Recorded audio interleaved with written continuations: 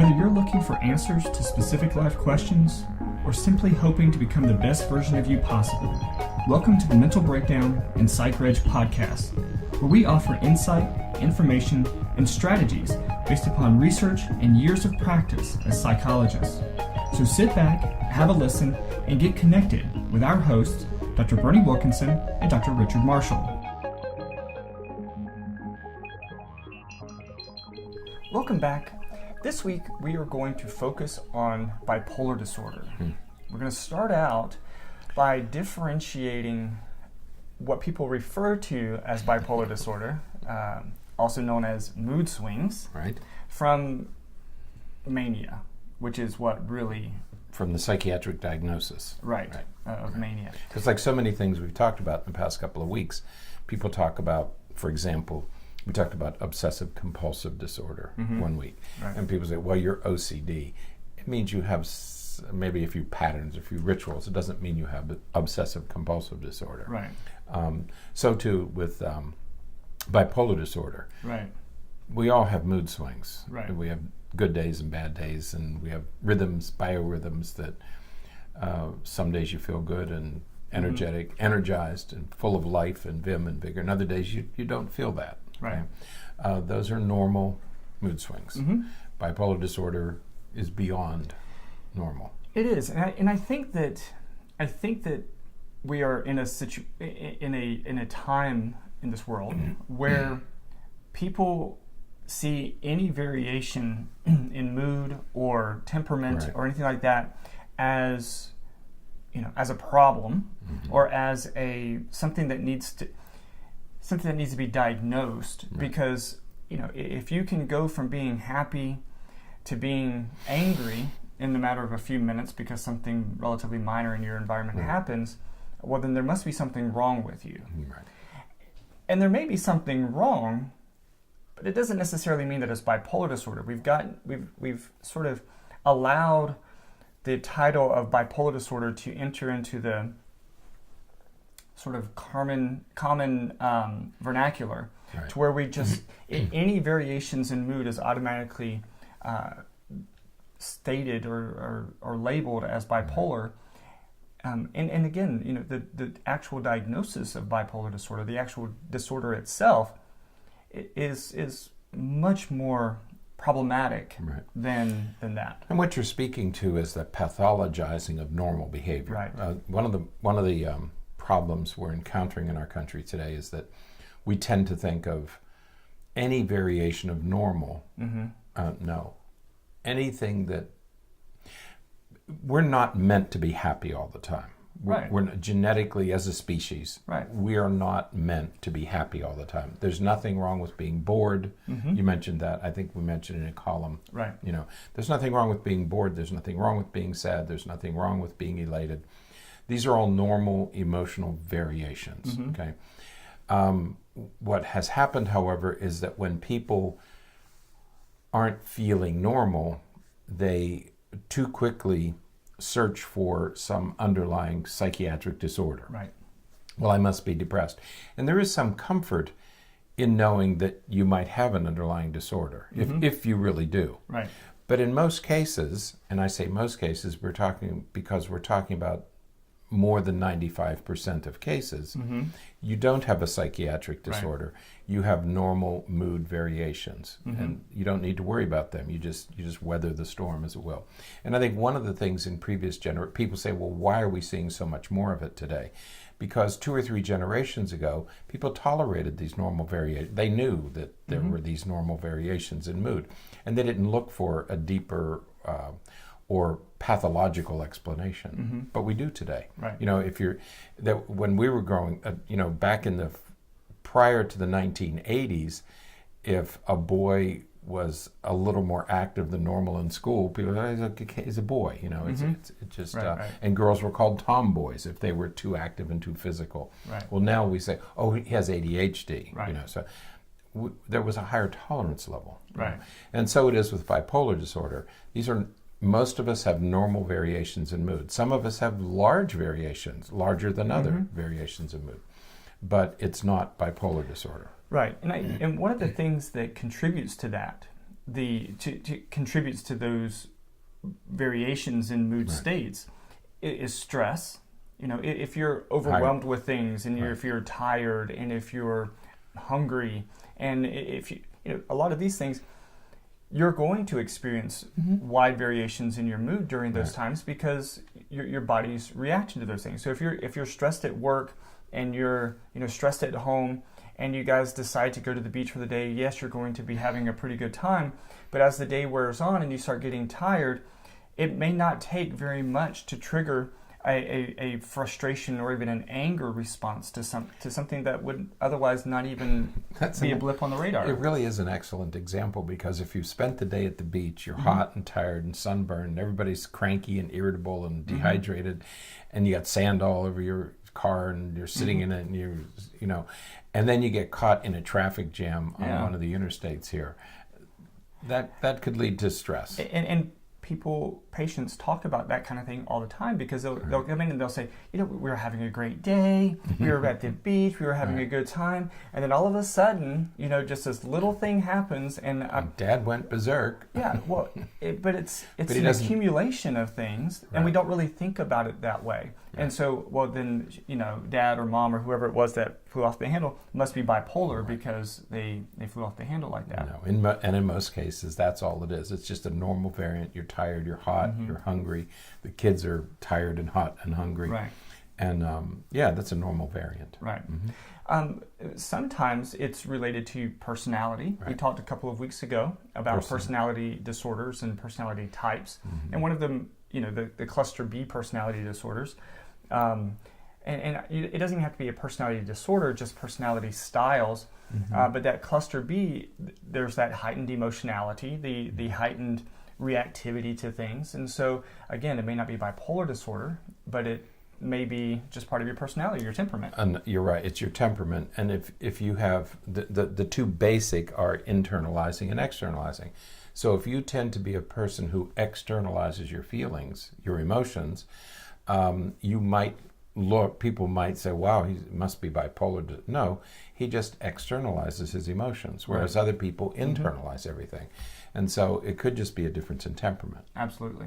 So now, but bipolar disorder itself, over the course of this week, we're going to talk about the symptoms of bipolar disorder and what the prevalence, and we're going to go through sort of that similar pattern of information. But bipolar disorder is very different. There's one set of circumstances that have to be present for a diagnosis of bipolar disorder, and that's mania. That's right. And that's really an important point. Right. Because mania is a very different beast than mood swings. It really is. It really is different. I mean, quantitatively, qualitatively different, vastly different. There's absolutely no doubt in your mind when somebody's having a manic episode. Right. It's not getting rid of some excess emotion in the car for 15 minutes. Right. It's a very different beast, as you say. It's not being okay for the day, and then around 11 o'clock, just before lunch, you get angry, and then you're angry the rest of the day. But then the next morning, it's like nothing happened. Right. That's not mania. So we'll talk more about mania throughout the course of this week. But it's important that we differentiate that right up front, because first off, you don't want bipolar disorder. If you have mood swings, you don't want it to be bipolar disorder. Yeah, I mean, I hear this diagnosis. I mean, people come into the office and, well, I had a diagnosis of bipolar disorder. And I'm going to talk some about bipolar disorder, why we're getting to the point that we are, because it was most evident with children being diagnosed with the disorder. But people speak of it almost casually, like, oh, these moods, I must be bipolar. A manic episode, and I'm not sure we've mentioned this yet, but a manic episode lasts for 7 days. I mean, we're not talking about a few hours, even even a couple of days of being in a bad mood. We're talking about 7 days. Sustained at least mania for 7 days. It is a very significant event that affects everybody around you. You and your family, your employers, your employees. everybody gets hit with this brush, And they refer to it, and I think that this is another important point that we're going to, again, likely repeat throughout the course of the week, is that once we refer to it as a manic break. Break, yeah. In much the same way we talk about a psychotic break. Right. And so these are breaks, and what we mean by break is a break from reality. When you're in a manic episode,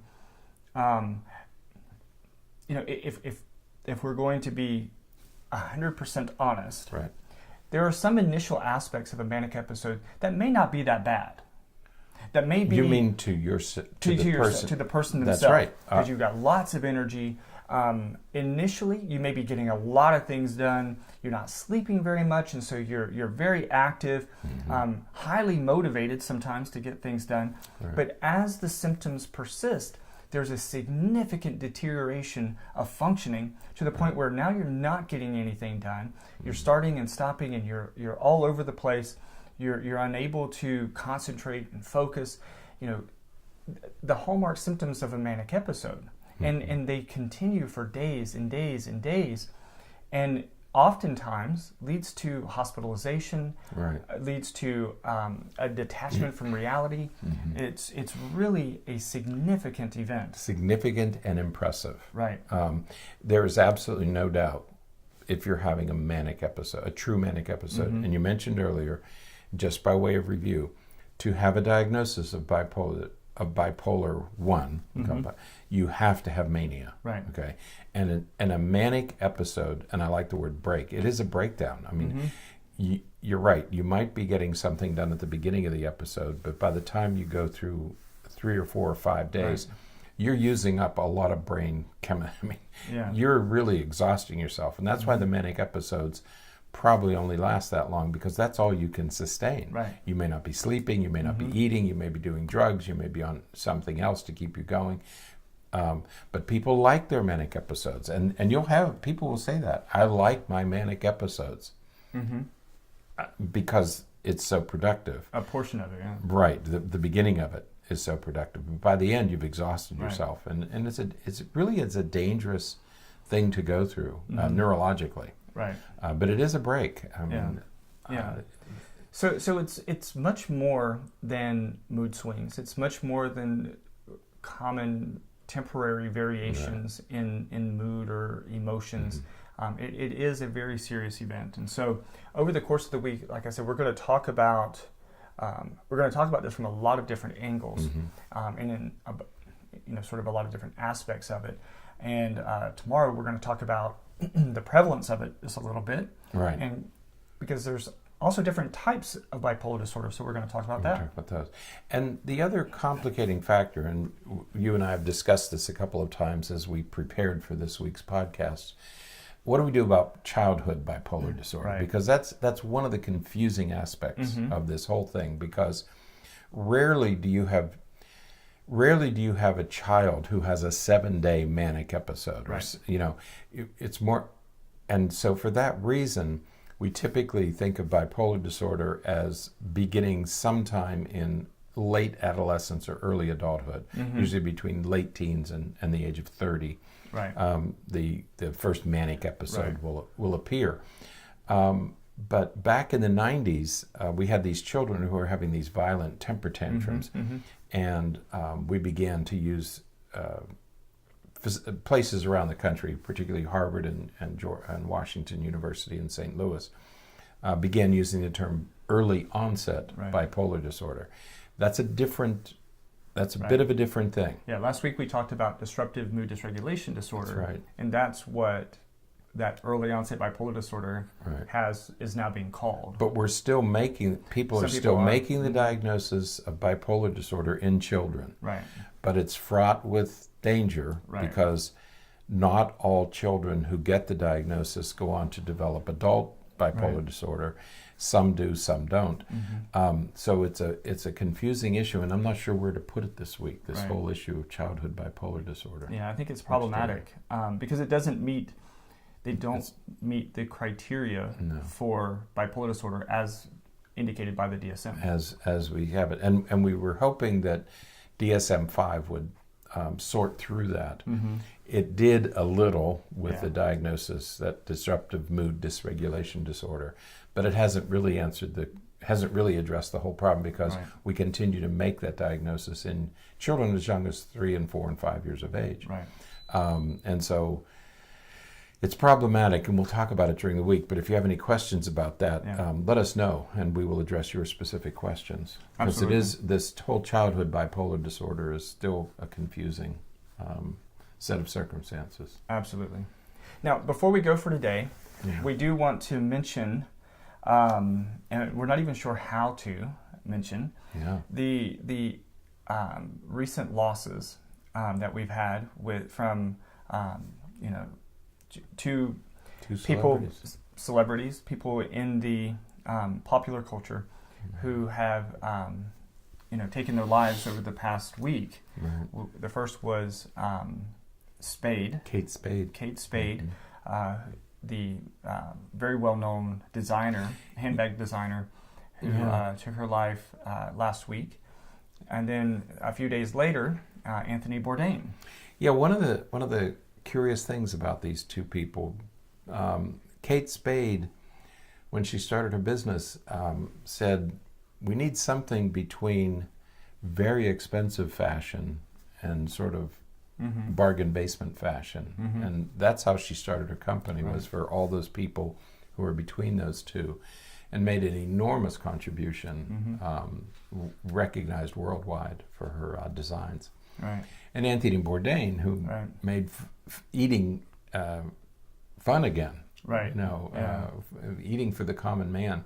Anthony Bourdain was an interesting character, brilliant man. I mean, Mm-hmm. if you listen to him in any of the work Very that he does, insightful. oh my gosh! I mean, he's a chef, but he's a fabulous interviewer. Mm-hmm. Always ask the right questions. Endlessly fascinating, and again, really popularized, made it very accessible Mm-hmm. for chefs and non-chefs, Mm-hmm. foodies and non-foodies alike. Mm-hmm. So I will miss both of them. Certainly my daughters are going to miss Kate Spade, and I'm going to miss Anthony Bourdain. Yeah. I really like the guy. And it's ironic, I suppose would be the word, that this happened within the last week, because last week the podcast focused on depression, and this week we're focusing on bipolar disorder, both of which are very often associated with suicide and suicidal ideation and thoughts and attempts. They are, and people have asked us over the weeks about depression, and certainly with these two, we've had had some emails and some phone calls, and some companies have called for interviews, to ask us questions about it. People are writing stories about it, and one of the most frequent is, well, why would these very successful people? There's Kate Spade, who's reached the top. Both of these people have reached the tops of their, and of course Robin Williams was Right. mentioned in the same handful of people, and people at the tops of their careers. Well, what you have to understand, and we said this at the beginning of today's podcast, these are people who truly had depression. Robin Williams was a little bit different, bipolar disorder. and but these are people who had that kind of depression that can result in taking your own life, and it's hard to understand unless you understand how significant these disorders are, and that's what we tried to stress at the beginning. These are not normal mood swings. These are places that are very, very, very dark. Right. And when you get there, if you've never been there, you have a hard time understanding how somebody could take his or her own life. But if you've ever been there, hopefully you never will be, but these are some pretty dark places that are pretty hard to get out of, and sometimes suicide seems like a reasonable solution for what you're feeling. Right. But that's how serious it is. When we talk about, these are not normal mood swings, these are different animals altogether. Right. So if you or anyone you know is feeling suicidal, get in touch with a mental health professional. And these are often temporary thoughts and feelings, and that temporary may be a few days, a week. Well, and as you said, I don't think you said it in the podcast, but you said it as we were preparing for the week, that people tend to take their own lives during the manic if episode, they're bipolar, right? not during the depressive episode. Right. You know, if they have bipolar disorder.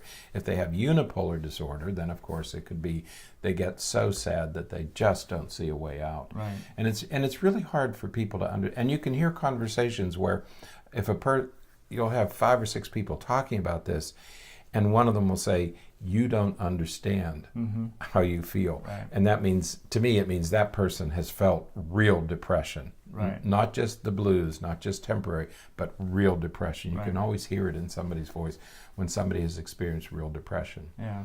So, and because because it strikes you in that way, because it attacks your thoughts in that way, you know, it makes it feel real. It makes it feel permanent. Right. And so, you know, while at this point, maybe right now, while you're okay, maybe while you're in a place where you're not so depressed or not so down, it's important to remember that when you do get that way, you need to acknowledge that that's not how you typically think. And so, you know, getting help is really important, because your brain and mind can do some pretty dreadful things to you if you're not careful. And you know, the other thing that came up during these discussions of suicide is that people aren't calling the suicide hotlines. You know, we always say, call this hotline. And you're right. If you have the wherewithal, if you still have the emotional wherewithal to call a suicide hotline, it means that you're still able to manage. There's a point beyond that where depression and bipolar disorder will take you that you can't call. You're not going to call the depression hotline. Okay, and that's why if you know somebody with these tendencies, if you have somebody in your family with these tendencies, make sure they tell you, so that you can call and that you can get the help that they need. Because if a person gets to that point, they're not going to call the suicide hotline. You still have to have some emotional resilience and wherewithal if you're going to make that call. We need to be concerned about people who get beyond that point, and that's usually going to be a friend or a family member who will intercede.